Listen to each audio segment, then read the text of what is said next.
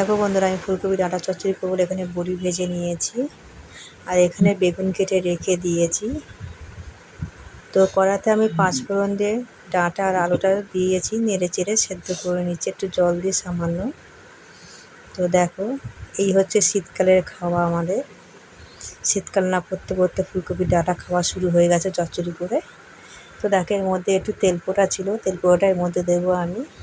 সবসময় তো উচ্ছে দিয়ে খাই, একটু ফুলকপি ডাঁটা দিয়ে খেয়ে দেখি, ভালো লাগে খেতে। তো এইগুলো দেখো, আমি মশলা টশলা দিয়ে আমি বসিয়ে দিয়েছি বন্ধুরা।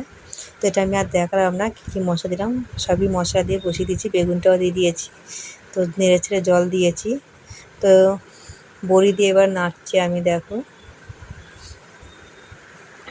দেখো বড়িগুলো সব ভেঙে ভেঙে দিয়েছি, হাত দিয়ে সব গুঁড়ো করে দিয়েছি। বড়িগুলো গুঁড়ো করে দিলে একটু টেস্ট হয়, খেতে ভালো লাগে। তা হয়ে এসছে আমার এটা। সামান্য একটু চিনি দিয়ে নাড়াবো যাতে টেস্টটা আসে। তো আমার হয়ে গেছে কমপ্লিট। তো দেখো, আমি নামিয়ে নেবো, থালার মধ্যে নামিয়ে নিয়েছি। দেখো সুন্দর কালার হয়েছে, সুন্দর হয়েছে। তো বন্ধুরা, এরকম কারা কারা খাও কমেন্ট করে জানিও, আর যারা খাওনি তারা এইরকমভাবে তৈরি করে খেও। তো টাটা বন্ধুরা।